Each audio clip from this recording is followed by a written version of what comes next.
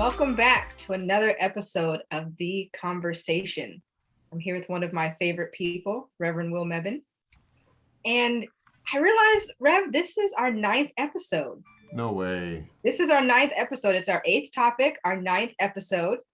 And I looked and people are still watching it. So I'm excited that there are people in our Falmouth community and elsewhere who are looking forward to hearing what we have to say and what our guests have to say.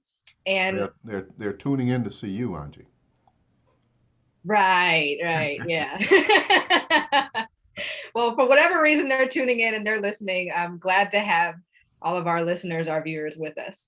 So this week we are talking about education and how does racism manifest itself in our education system. This is going to be a really interesting topic because education definitely affects us all. At some point we are all in school, K through 12, hopefully, and beyond. And so I'm looking forward to hearing how this conversation goes. We're going to first start with our people on the street. And our question is, how does racism exist in our education system? Let's hear what they have to say.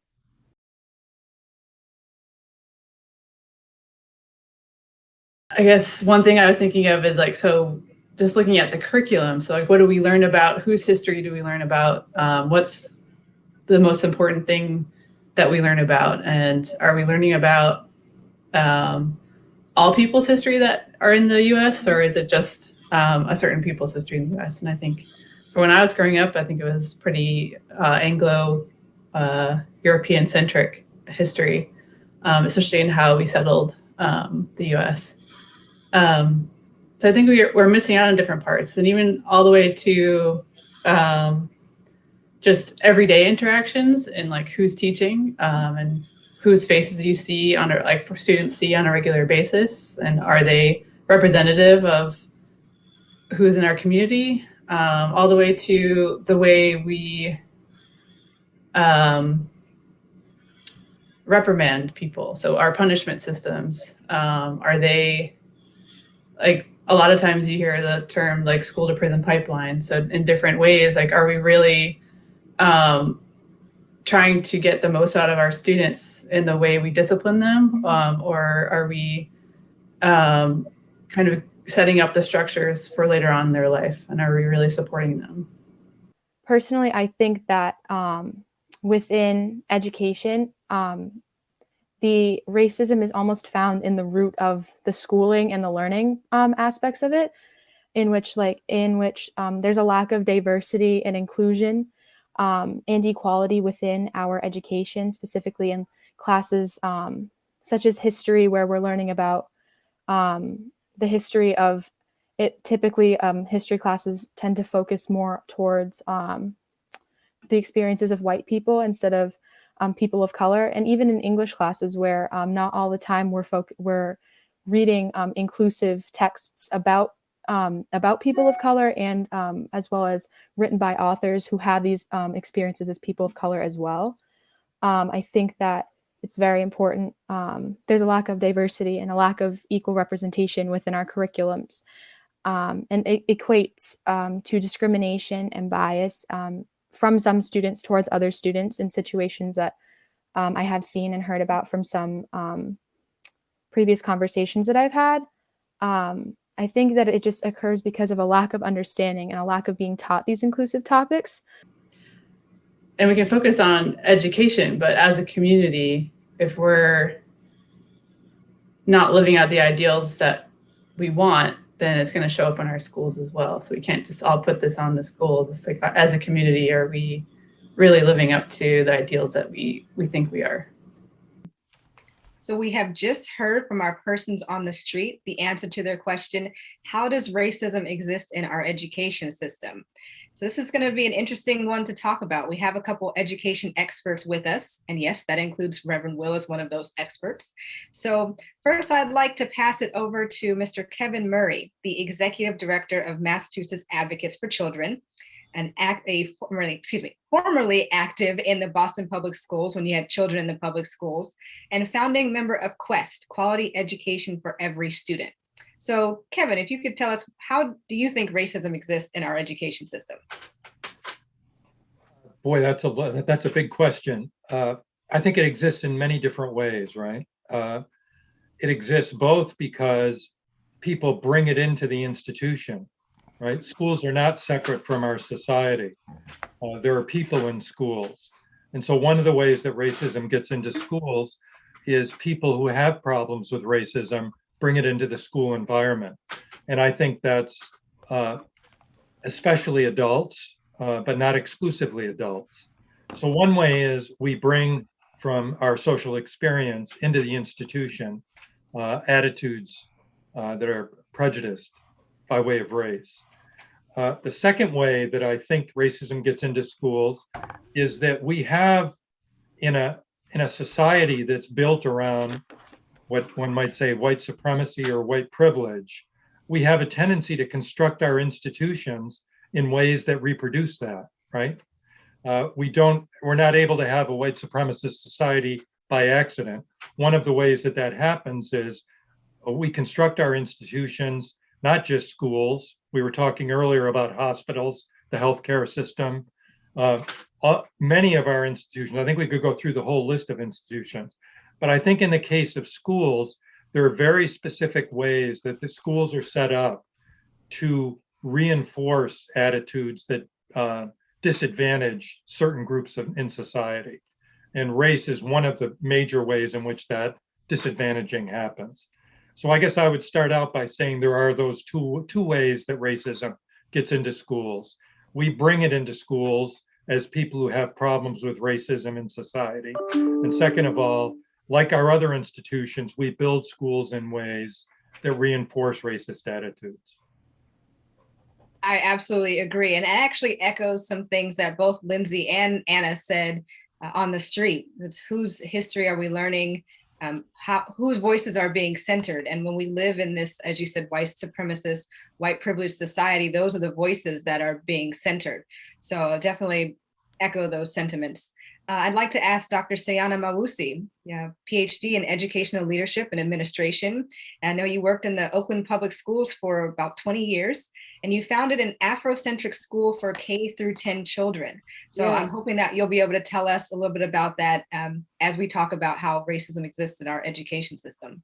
Yes, and I would love to. One of the things I remember, even in an educational program, I went to an historical Black college. So as we were being prepared, one statement has always stayed out of my mind, and it says, education is a reflection of society.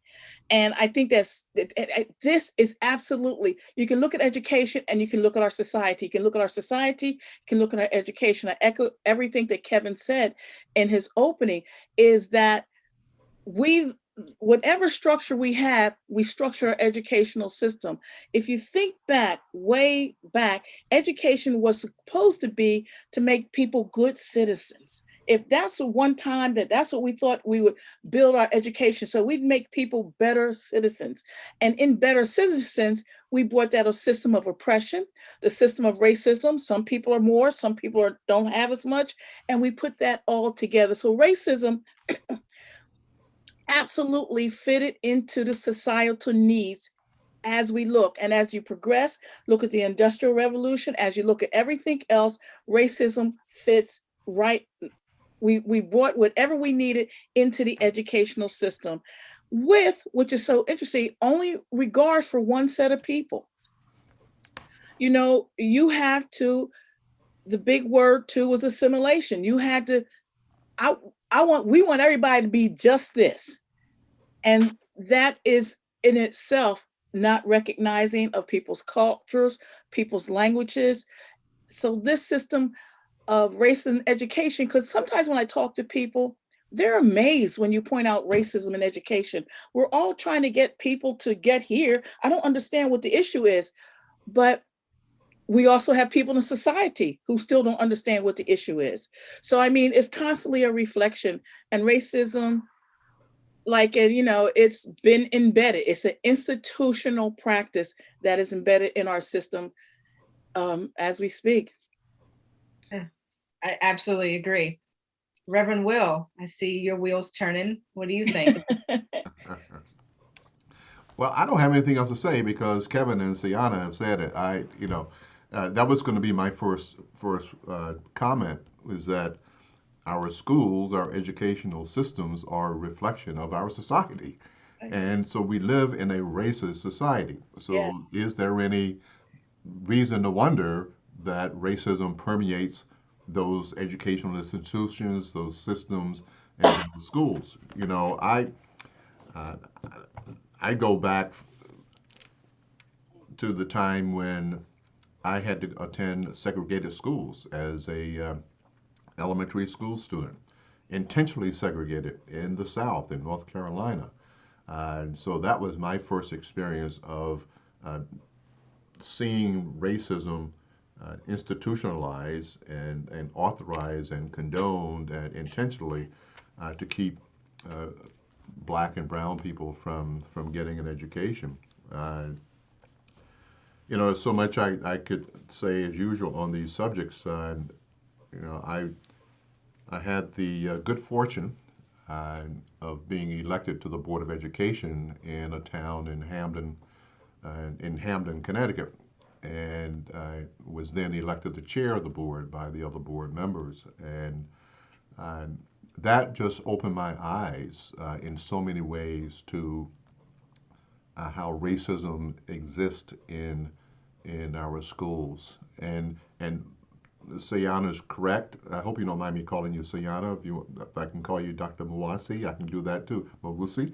But you can call me Will. So, uh, you know, it's just everywhere. It just permeates everything. And like Lindsey was saying, it begins. It's in the curriculum.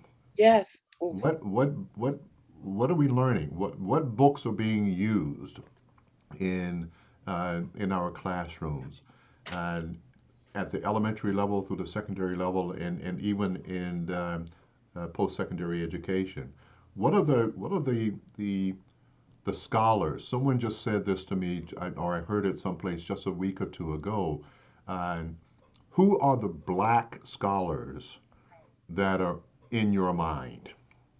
Right? Who are the black people you've read to help you shape and form your principles, your opinions, your values, your intellect? And the truth of the matter is, I'd be willing to say most white folk go through school without being exposed to many black scholars. And so what they get is what what are the white scholars and their perspectives on things. So it's in the education system, it's in the hiring practices. Again, I think Lindsey said, who do students see in front of them? Who are the role models? And I again drawing on my experience as a school board member and chair. We had all these efforts to try to diversify our faculty, our teachers, and our administrators. And you get the age-old response, oh, we can't find them. Oh, we can't find them. Oh, we can't find them. Well, we spent 3 years turning over every leaf we could find across the country. And you know what? In a matter of 3 years, we increased, I've forgotten now, it's so long ago, the percentage, but we went from something like 3% of the uh, teachers and the administrators being people of color to something like 28% or 38%. I forgot. But it was amazing. So it can be done. And I'll tell you right here, and then I'll get off my little soapbox here. Right, even right here in Falmouth, in our community, I have a terrific relationship with our school superintendent. I think Superintendent Dewar is doing a phenomenal job. I think her heart's in the right place. She's really working with her team to focus on diversity, equity, and inclusion, and I think she's very serious about it. I think the team is serious about it. But I heard the same thing when I was talking with her, and she was saying, Will, we can't find them. Or if we find them, they won't come because they can't afford to live in Falmouth. Because we know that Falmouth is a very expensive community in which to live. But I challenged her and I said, but isn't it expensive for the white teachers as well? It's expensive for both. So you're still able to attract white people to Falmouth to be teachers and administrators in spite of the economic challenges in the community. We should be able to do that with black administrators and teachers as well. So again, so much I love to have to say, but I do have a question I'm gonna toss to Kevin, because we had a chance to have some conversation about it. That has to do with also sort of curriculum, what's going on in the classroom, and that's the issue of tracking. That's something I did not know anything about until, again, I was up close looking at the system. And I began to hear people talk about how students would be put on a university track or college level track, and other students put on other tracks. And I started to ask questions about it and realized that once you are put on that track, it's almost impossible to get off that. Once a teacher says, well, Will doesn't have the discipline, the skills, the whatever it takes to excel on a college level, at the college level. So we're going to put him on this non-college track level.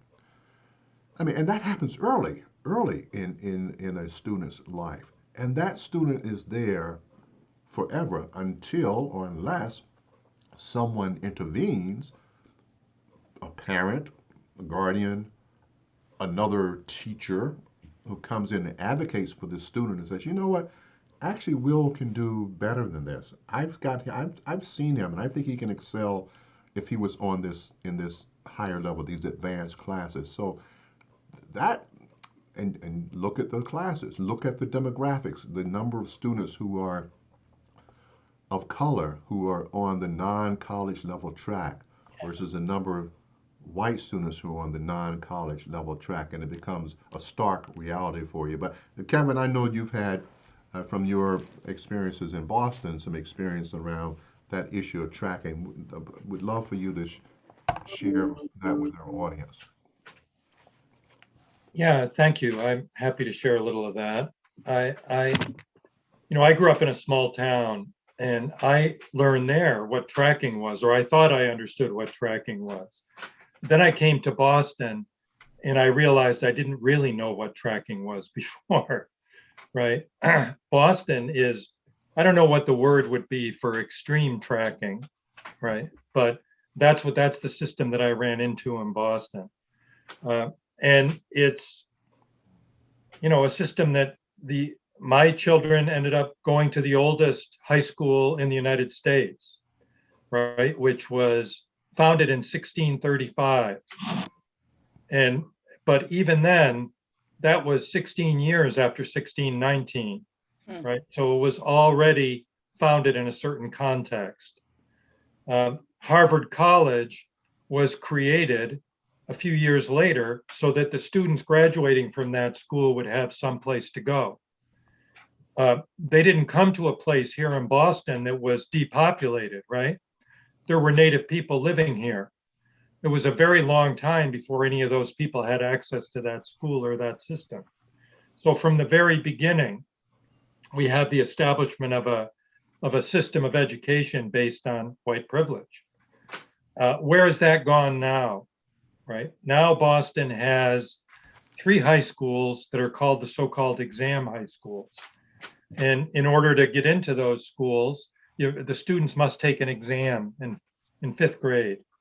And they'll begin school in 7th grade in one of these exam schools if they're successful.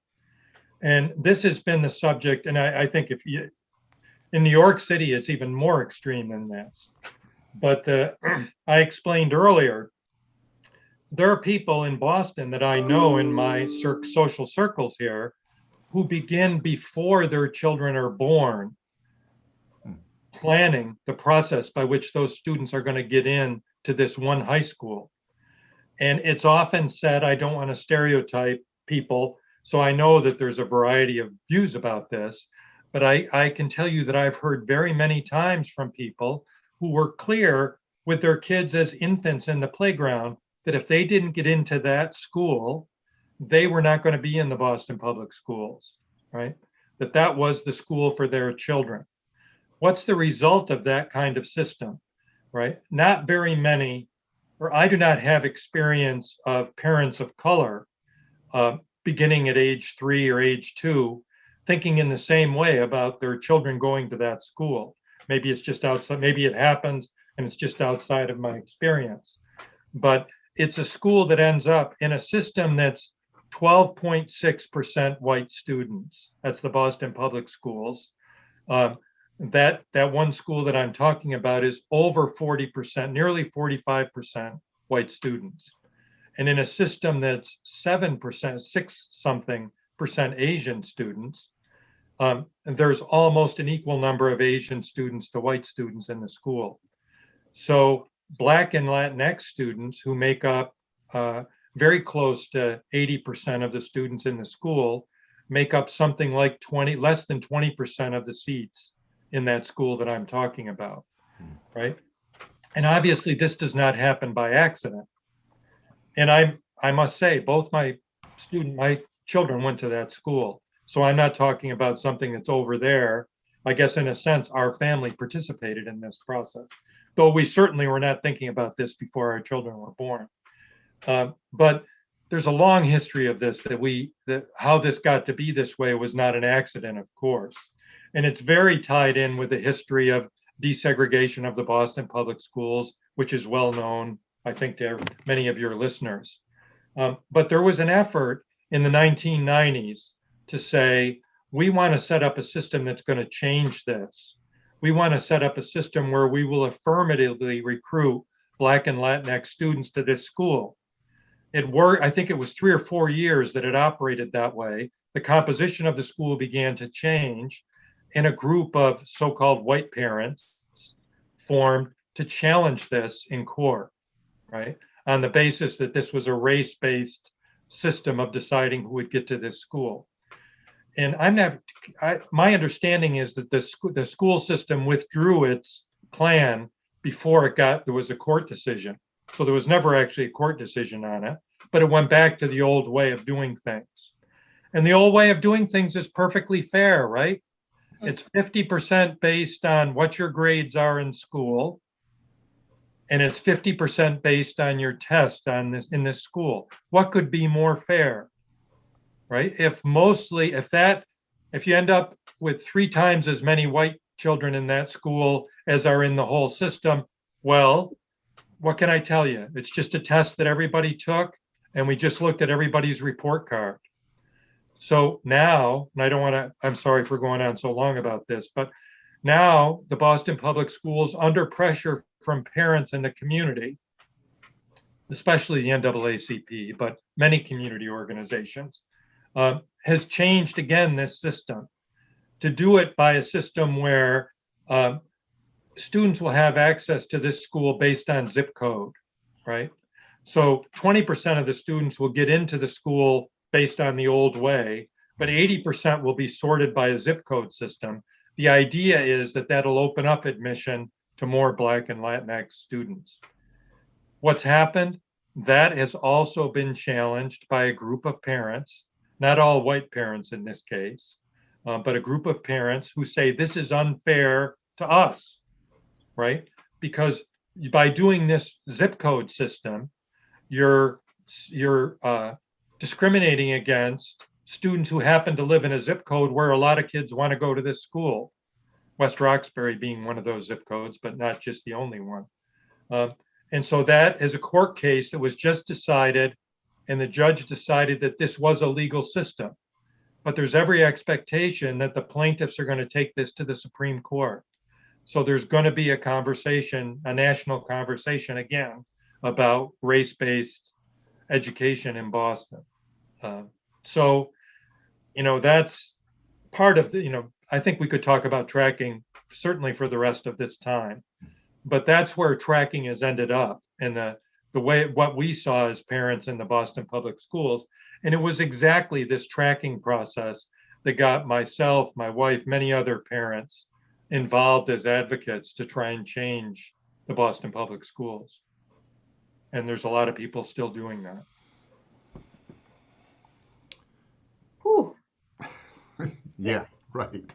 There's a lot. I feel like there's a lot to unpack here. I want to ask Seyana something about the Afrocentric school that you founded in Oakland, and I'm curious about that because I'm thinking about everything that Kevin just said, and I'm thinking about Rev talking about going to segregated schools, which is still kind of mind blowing to me. I know it wasn't that long ago, but still, like, knowing you and seeing you and hearing how you went to segregated schools, but thinking back on this whole context of how things are shaped, it was always taught to me like it was so long ago. Like, why does it matter anymore? And this really puts into context that it wasn't that long ago. You're still young in my eyes. Like, it wasn't that long ago. So, Seyana, I'm hoping you can tell us a little bit about your Afrocentric school and why you started that, and maybe if some of the discussion that we're having about the tracking and the segregated schools is part of what led you to found that. Yes, I was teaching in the public schools, and I have a special education background. And if anybody knows anything about special education, still is to a large degree, but it was a dumping ground for any child who was misbehaving if they were Black or brown. And I would work with students, and I kept saying, there's nothing wrong with this child. Why is this child in this program? And I just got tired of it. I was like, we have to do something else. And then one day, I just met a gentleman who was talking about all these things from African history. And I was like, we have to do something different. Not only do I believe that our students don't have to be at the bottom rung. You know, I used to see these statistics that when they looked at high school educations, whites and Asians had a high school education, maybe that was worth at 10th or 11th grade, but African Americans and Latino X were down, like their high school education was like a 4th or 5th grader. That's crazy. And I was like, I got to do something different. I want to prove, and I said these words, that African children, African descent, can just make it as, you know, can make it in the system. No criteria to get into the school. All I was looking for are people and parents who wanted to work with me. And we started a small school in Oakland. I got up to as high as about maybe 78 students. We're independent. We weren't charter, so we weren't getting any funds from anywhere because I didn't want anybody to dictate to me any curriculum. And so we made it African-centric based. We taught the sciences, we taught everything, but we also talked about our story. When we talk about history, I always look at the words and I divide it. His story. So we want to make sure that we talk about our story, which is inclusive of everybody. So when you learn about Columbus, you learn about Zhang He, you learn about Abu Bakari, you learn about everybody who was on the waters at the same time. There wasn't just one person. There was a lot of people out exploring. So one of the things as we kept doing and working with students, when you talk about tracking, I tell people tracking makes it easy for the teachers. It has nothing to do with the students. It makes it easier for tracking. And I can tell you stories because I was tracked. Yes, 100 years ago, they were tracking when I went to high school. But one of the things I decided, and this was the most amazing thing, we took away grades. Let me tell you what I mean by that. Because the school was small, so we would have students we put them in, started by ages. So we have maybe 5, 6, and 7 together. Because we were small, we didn't have enough to have a first grade with just one teacher and 2 students. So we clumped them together. The most amazing thing, students who were clumped in, the first graders were able to move with the second and the third graders immediately. Now, these are just regular, ordinary children, no testing, whatever, all African American. They even made us take tests. Our kids scored very high. When they left our schools, most of our kids skipped a grade or 2. And most of our students were taking college courses at 11 and 12 years old. I'm just telling you, it can be done. I'm just telling you, it can be done. If we start, gives children a sense of who they are. I don't care if they have an African-American background. I don't care what kind of background. Put all the backgrounds in. Make everybody equal. And we kept the curriculum. It was rigor. Our students had a lot of homework, and our students were really good. And we taught the history everybody's history. You didn't walk around thinking that the 13 colonies only started with Jamestown, Virginia. The first colony was in Florida. Even though it was an American colony, it was in Florida. Gives everybody a sense to be a part. Gives everybody a sense to be a part. And I also, one thing that was really important, we weren't going to always talk about Africans as slaves. We talked about who they were before they were enslaved. It gives it a different context. And you know what's so interesting? When I see the kids who are at the school today, they all say to me, I was so comfortable with myself whenever I went someplace because I had the same background. I knew who I was. That's, you can't ask for that. And out of the school, I want to say 95% of the students we went up to 10th grade, all of them went through college and are doing well. Wow. All of them. Wow. You know, I just want to jump in, Angie, if you don't mind. Sure. Because now Seyana's got my mind thinking about some other things. And, you know, you mentioned special ed. You are so right. That is such a dumping ground for Black and brown children who teachers consider to be behavior problems, which begins to label them, which then leads them into what we now know as the school to prison pipeline. So, they're troublemakers, and so put them over in the special ed class, right? And the same way with you, Seyana, I was like, why are these children in special ed? You know, I know some of these, I know their families, and I know some of these. Why are they in special ed classes? And I know, Kevin, you have some experience around that as well that you can share. And the other thing your comment reminded me of was this whole thing about expectations, the expectations that the educators have for Black and brown children. And those expectations come out of the racism that those educators bring into their classrooms, right? They just automatically assume that a Black or brown kid is not going to be able to excel. And it happens not just in secondary and elementary and secondary education. It happens with colleges and universities as well. And I'll share this one quick story.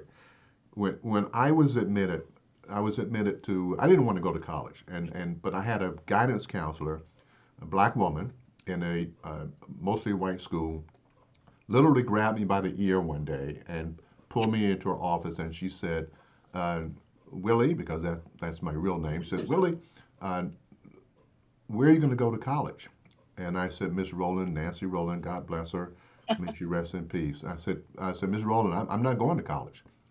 And she pulled me by the ear and she said, we're going to get you into college. No, and I resisted. So she gave me applications. I went home. The FAFSA form. My parents were like, "What is this?" And so I decided to apply to one school. I applied to only one school, the University of North Carolina at Chapel Hill. Never truly expecting to get admitted, but I got accepted. I was accepted as a probationary on a probationary basis. And my dad took me over for the pre-orientation discussion with the assistant director of admissions. And he said to my father, I'll never forget it, he said to my father, now, Mr. Mebane, when Willie flunks out, right?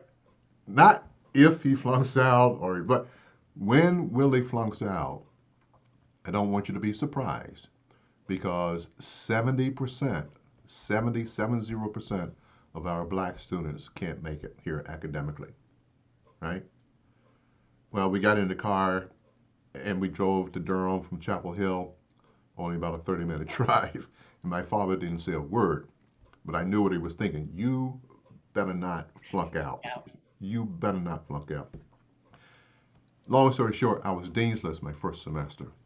I was dean's list my second semester. Got to my sophomore year, I was like, I got this knocked. I don't care. This is easy, right? I didn't make the dean's list my first semester, but sophomore year. But I got my act back together and I finished with it on the dean's list, right? But it was that expectation right there, even at the University of North Carolina, that you're Black, you're not going to be able to excel, right? Kevin, let me toss it to you and see if you have anything to say about special education or anything else that Seyana or I put on the floor. Yeah, I want to speak briefly just about the organization that I work with, Massachusetts Advocates for Children. I don't know if people know of Mr. Hubie Jones. People have heard of him. He's been around Boston for a long time. He was for a while the dean of the School of Social Work at Boston University. Really interesting man. If I suggest if you can get him to talk on your show, he'd have a lot of interest. He could speak on almost any topic. But in 1969, he was the director of the Roxbury Multi-Service Center. It's a social service agency in Roxbury. And what he was noticing was a lot of kids out of school. Way too many kids that weren't in school. So he said, I got to do something about this. So he put together a group of people to do a study to say, why is it that there seem to be thousands of kids around Roxbury, thousands, that are not in school, right? So they did this study and they came up with 3 reasons why children were not in the Boston public schools. 3 primary reasons. Number 1, racial segregation of the schools and the poor quality of the schools available to Black children, particularly in the city. Number 2, no accommodation for disabilities of any sort, right? So if your student had some kind of disability, there was no place for them in the school. Number 3, we were talking about it before, language access. If the student came in not speaking English as a first language, there was no place for them. So Hubie said, and if you want to read something, the study they came out with is called How We Go to School, 1969. It's something anybody should read who wants to know about schools in Boston. But out of it, they formed what they said was the Massachusetts Advocacy Center, because we got to do something about this. 3 years later, they passed the first special education law in the country, Chapter 766, which became the model for IDE, the federal law, in all the state laws in special education afterwards. And then 2 years after that, they passed the country's first bilingual education law. So ever since then, you might have thought, well, they got those laws passed, they could fold it up. Ever since then, this organization has been working to try and implement those laws. And so that we've been working on special education in Massachusetts since it existed. And I think, all the comments that people have made today about special education still ring true.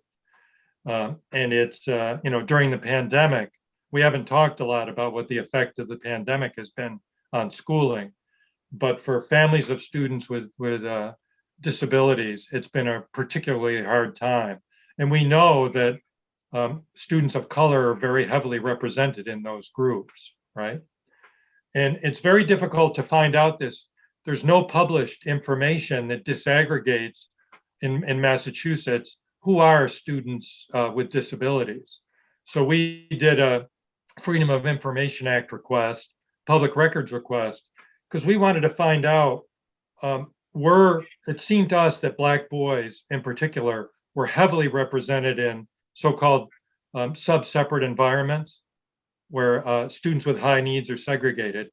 It was obvious that they were, but when we got the information from the state, the Black boys are over twice as likely to be in one of those segregated environments as white boys are, right? So the racism that we're talking about, or the racial prejudice that's in schools, is heavily present in the special education environment.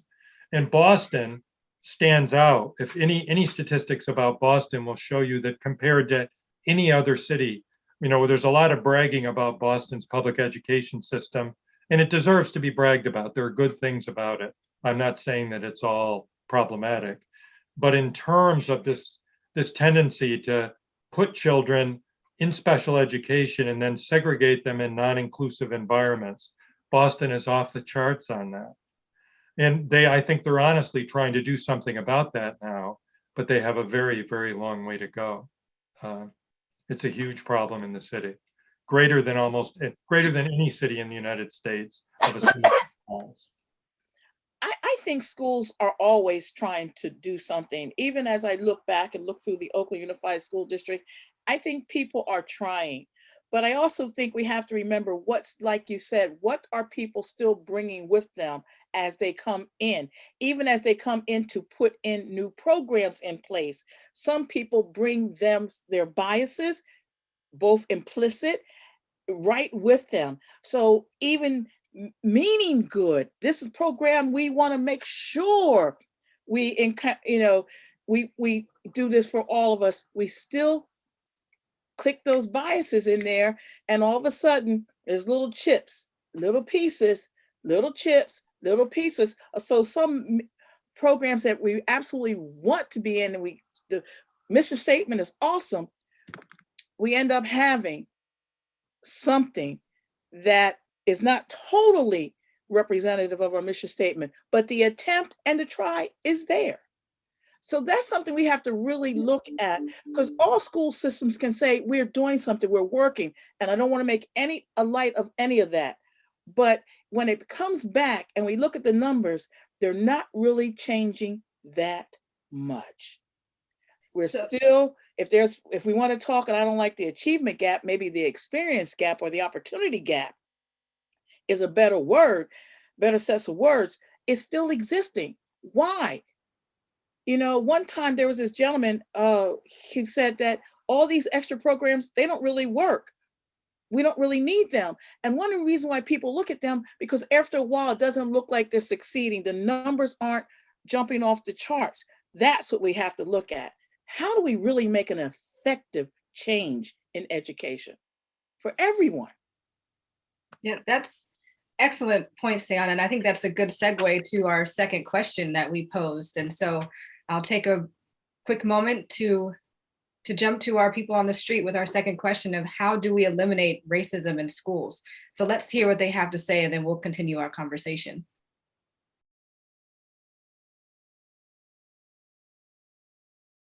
I think that as something I want to start by addressing is, as someone who is not a person of color and does not have these experiences, it's important that I cannot and do not want to speak for people of color when it comes to racism and racism in education, because I don't have this firsthand experience.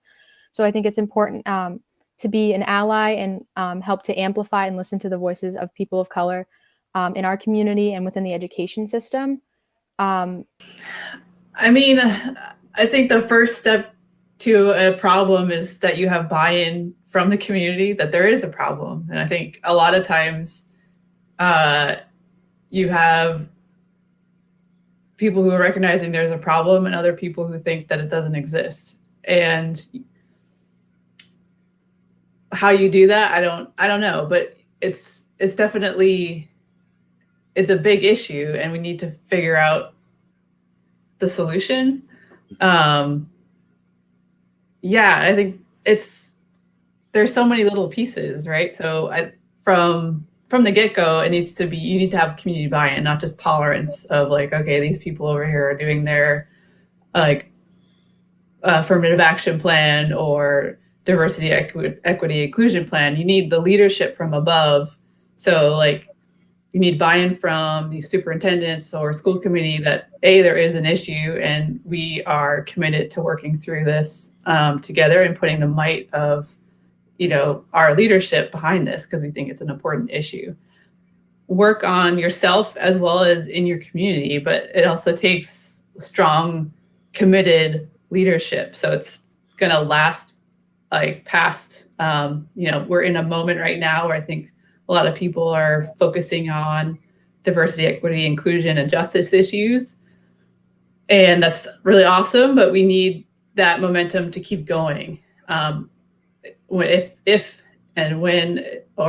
it ever becomes a popular issue, leadership needs to still be on board with rooting out the different ways that racism has kind of ingrained itself in the system.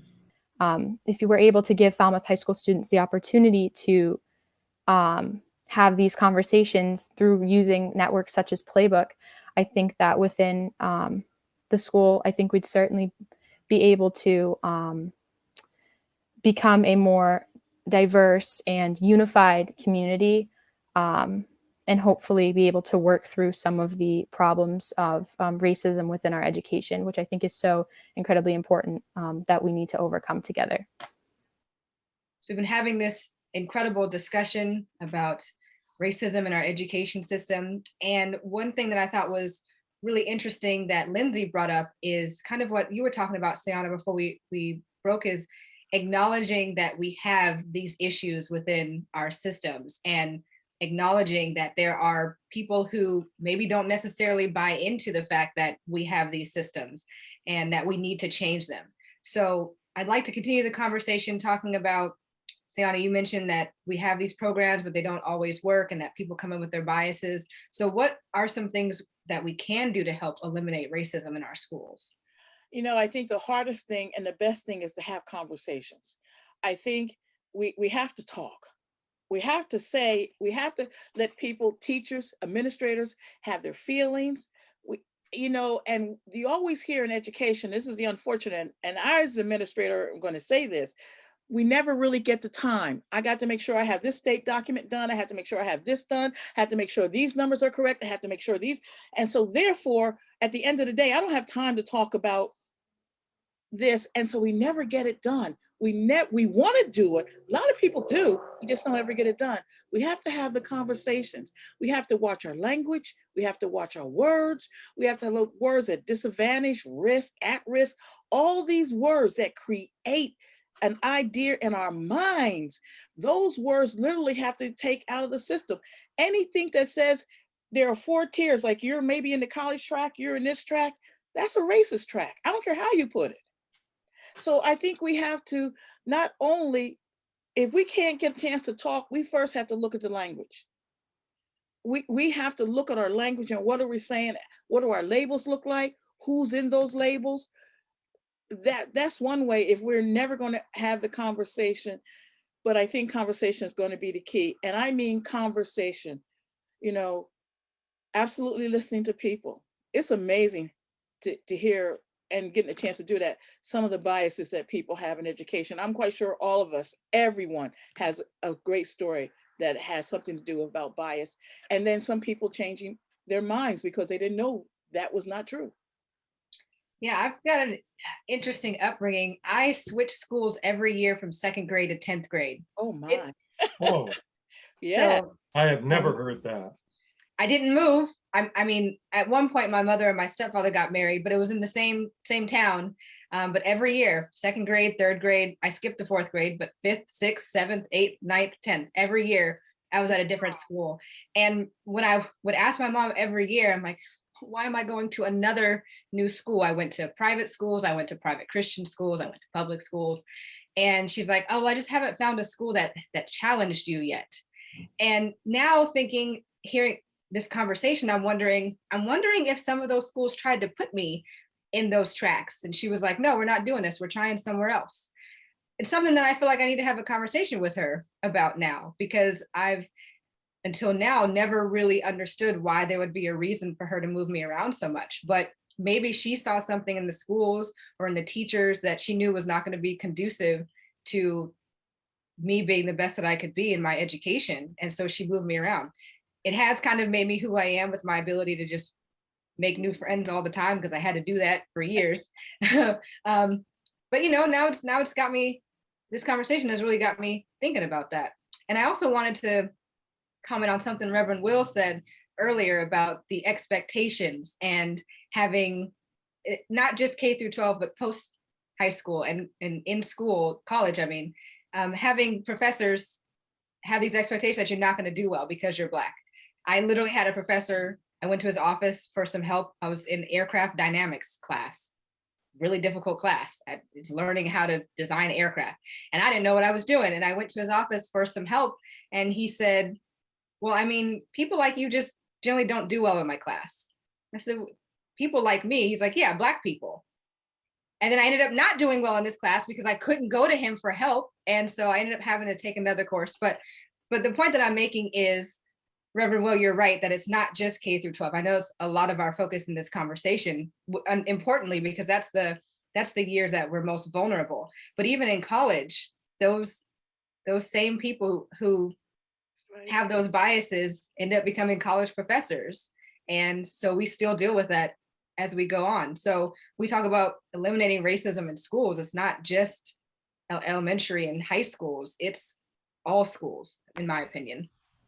And I think as long as we continue to have the issues that we have in society, we're breeding more people who will come up with some of the same biases. Just look what just happened recently. As we look at from George Floyd, all the different, we're forming opinions about that. You can't help but form an opinion. What do we do with those opinions? Who are we saying them to? How does it translate into a math lesson, into a history lesson? How does that translate? Those biases are they keep coming. Somehow we have to stop and say, yo, how do we level this playing field so when everybody walks into the school, everybody is on the same page? And yes. And the reason why I hesitate, because there are times I think, I'm just really happy for the experience of having the school, so I can say that I absolutely know that children can make it. And they can make it. And once you give them a sense they can make it, even if they come up against, and then we all have some of those professors that say, hey, you shouldn't even be in here. I don't even know why you came through my door. Some children, with that, giving them a sense of who they are, can go through that door. We have to do a better job of laying the pebble, absolutely giving everybody the same advantage. Yeah. I really, I think there's a place for white people in this conversation, that we have to think a little bit about how are we talking, what are we contributing to this conversation, what are we doing? And when the idea that conversation is somehow an important part of the solution is really important. And I think people like myself, white people, need to be able to speak to each other about these issues, right? One thing I learned early on in organizations is that sometimes there's a sense that if there's a few people of color in the organization, that somehow they bring the solution to the problems around race. And luckily, I had some people who were willing to kind of set me straight on that early in my life, that really, I was participating in the system I was criticizing by sitting back and waiting for activists of color, Black people around us, to raise these issues and make sure they got dealt with. Black people will raise these issues, no question about it. But it's wrong for, I think, white parents and schools, et cetera. And it's not easy, right? I'm not suggesting that it's an easy thing to raise to your white friends a question about something that happened in an interaction that you saw or experienced. But I think it's a very important part of the solution. And I want to remember that when my kids were both in the school that we're talking about, there were two girls in the school who decided that they needed to do something so that people would hear what it was like to be Black in this school. And so they recorded, being kids with their phones, they recorded a series of videos, and they created a hashtag called Black@BLS that I really recommend people look at, because those girls being willing to do those videos created a situation in which this had to be discussed in the school, and not just among the Black students. It ended up being a situation where the headmaster at the school left, which was a painful situation for a lot of people. But just by, they got into the newspapers, you simply, from students to parents to teachers, everybody in the school community had to be talking about this.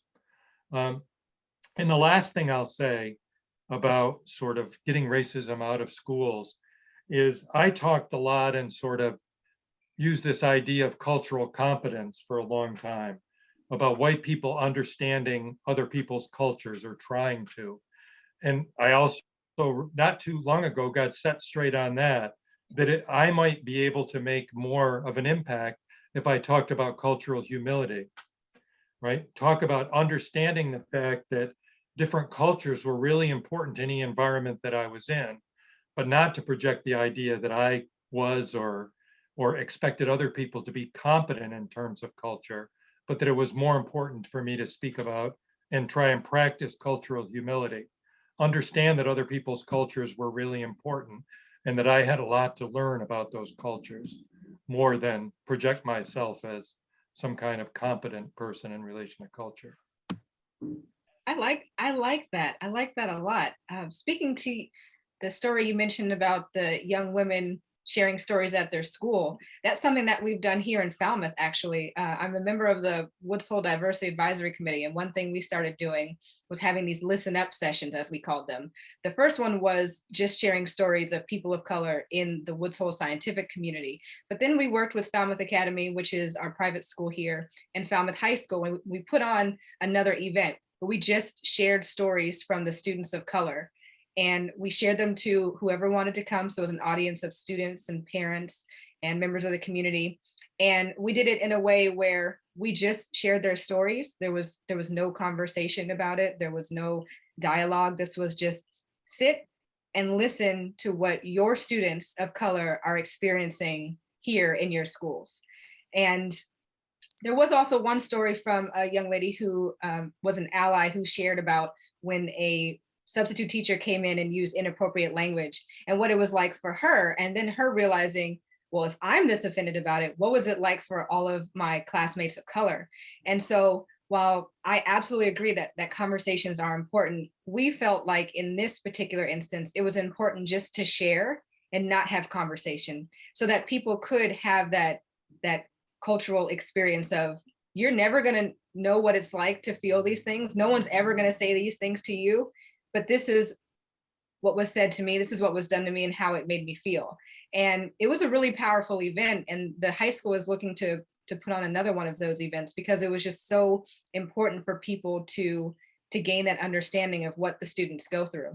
So I think that for at least for the schools was a good first step, because they didn't even know what they wanted to have conversations about. They didn't even know what the experiences were. And so that was a good first step to then lead to some conversation and hopefully some actual action.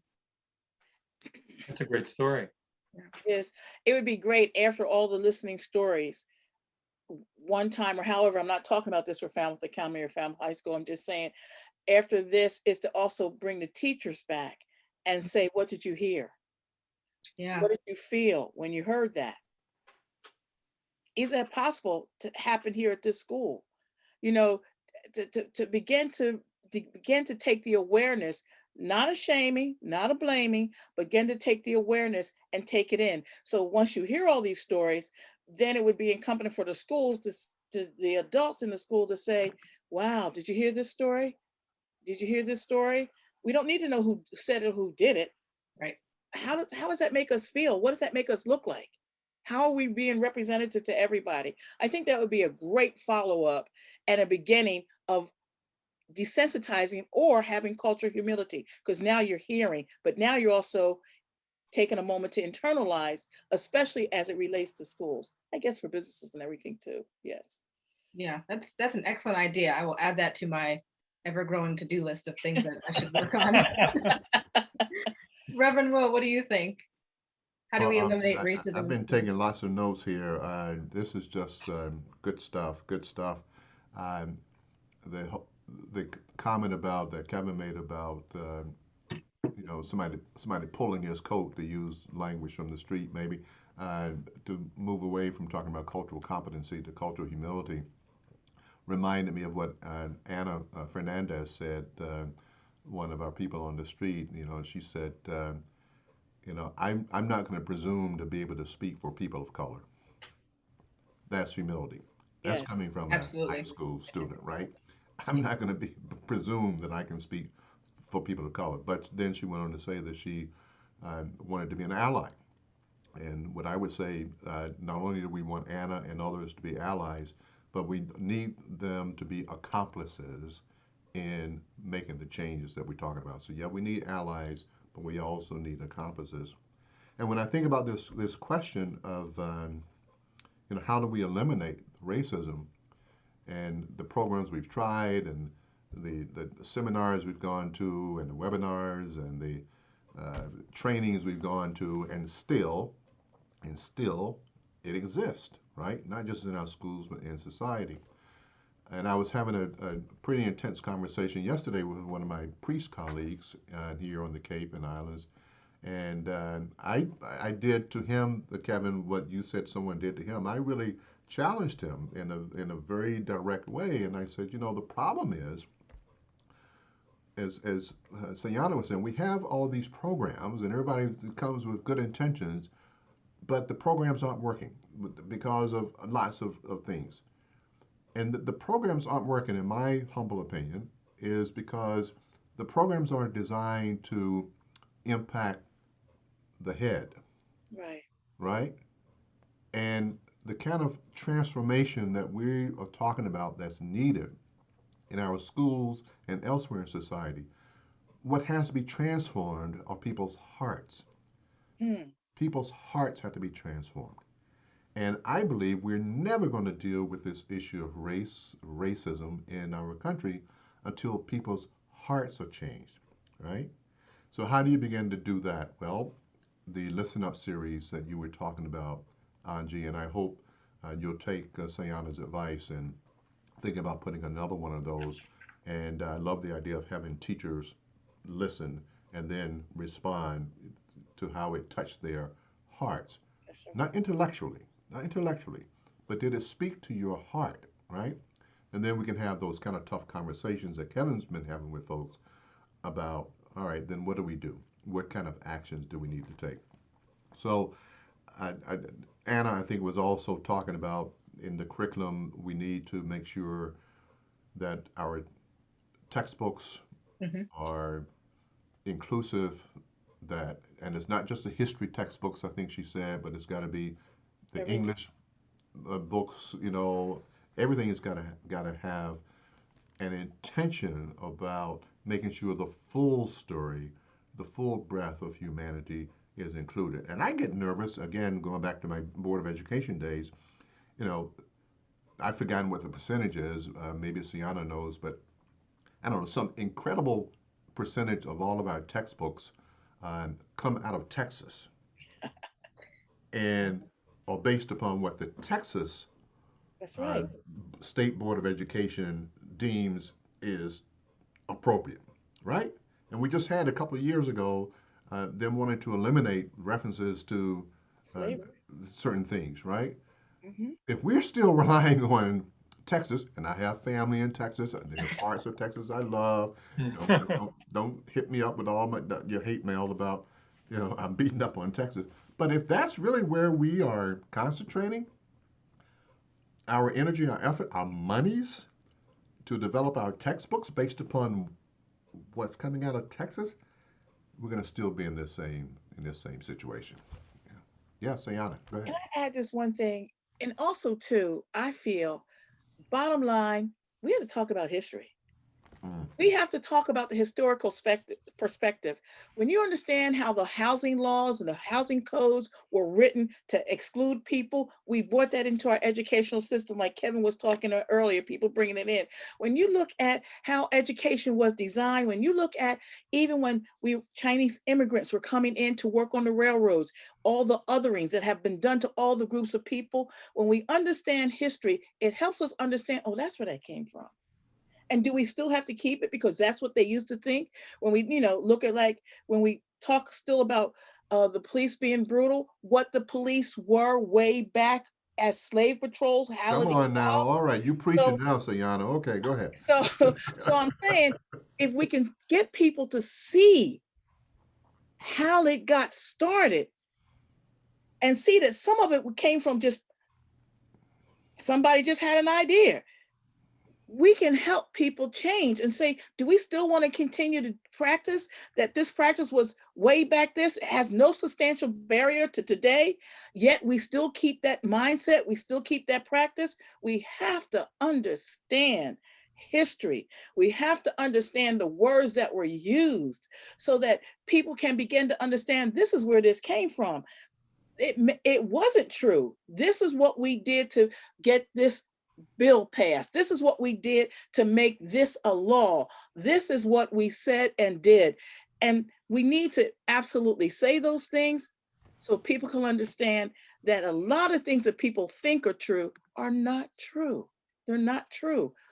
That also helps build cultural humility, learning the truth and where it came from and how it evolved. Amen. Amen. Ooh, Ooh, right. I don't want to wrap this up, but I feel unfortunately we got to wrap this up, but I feel like we could keep going. Yeah. But I think you're right. want to respect everyone's time. I want to thank you, Seyana, for joining us. Thank you, Kevin, for joining us. Rev, thank you as always, being a wonderful co-host with me. Thank you to all of our viewers. We hope that you are enjoying the show. As I mentioned at the beginning, this is our 9th episode, and we're going to keep going. Thanks to Deb and Alan at FCTV for making this run. And we look forward to seeing you on the next episode of The Conversation. Take care. Bye-bye. Thank you.